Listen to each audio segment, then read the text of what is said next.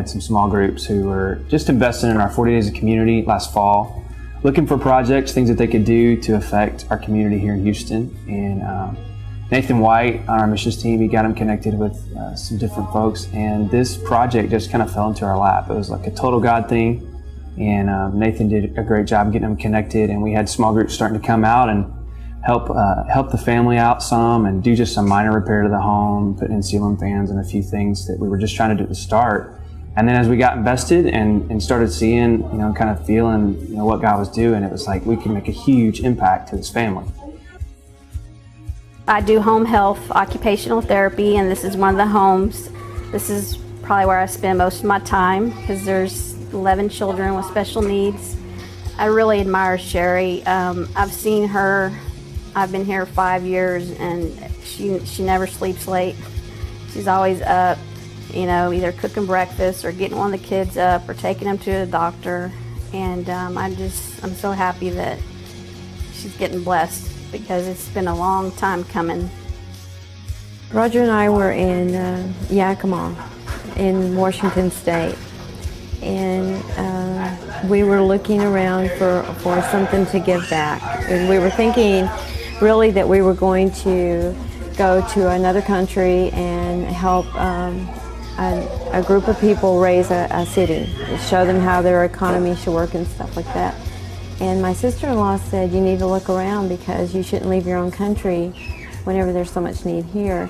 And in Yakima, it's a small, only 30,000 people and very spread out. There were kids on the street. Most of them were fetal alcohol syndrome, and the first child we took, he cried for 8 months, except for maybe 2 hours a day when Roger first come home from work. And after we could do that, we could go ahead and do this. We were very tied into him and to the young, little baby, and we adopted him, and we took more classes and learned more about the fetal alcohol syndrome. We moved to Houston. We started off with 4 kids. Then we had 6 kids, then we needed a bigger house, and then we moved out here in '93. We already had years of experience with the brain damage that is caused from fetal alcohol syndrome. And so some of the children, like Leo, came to live with us in '90. I really have a good, close relationship with Jerry. Hi, my name's Jerry. Right now I'm watching TV right now, and I wanted to show you my room. He loves the Lord, and he is always smiling. He loves Christian music, and he has to go through so much daily. He has to catheterize himself at least 5 times a day, and he never complains, and every time I see him, he cheers me up and makes me forget about any problem that I have. Stephen is awesome. He loves Spider-Man, and so he and I have been watching Spider-Man together. In fact, he's got some of the coolest Spider-Man stuff around. You want to show him your Spider-Man stuff? Everybody gets real attached to Stephen real quick. He's another one. He likes to take care of himself. I've tried to, like I said, one thing that occupational therapists do is try to promote independence with the kids, and he definitely likes to do things for himself. He has a good attitude, fun to be around. We raised over 70 kids. Some of them were, we just took them for a few days, and then we found a place for them, and then we followed them and gave referrals and helped the new parents meet their needs, find out what their needs are. And we know that the fetal alcohol syndrome is such a huge problem in our nation. It and autism are the 2 biggest problems in our nation. The only thing is fetal alcohol syndrome is the #1 preventable birth defect in the world. It's very important to Roger and I that they have a life. They deserve a life. God gave them life, and they need to have the best life that they can have. We're committed to that at 6 o'clock in the morning, at 5 o'clock in the morning, at 3 o'clock in the morning, at 2 o'clock in the afternoon.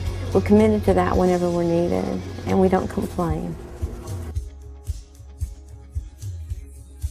And we planned our finances. We thought we planned them well, but what was guaranteed to come in didn't come in frequently, and the bills still came in no matter what. We end up now, we're at a point where we have tried everything to stay level and continue to sink.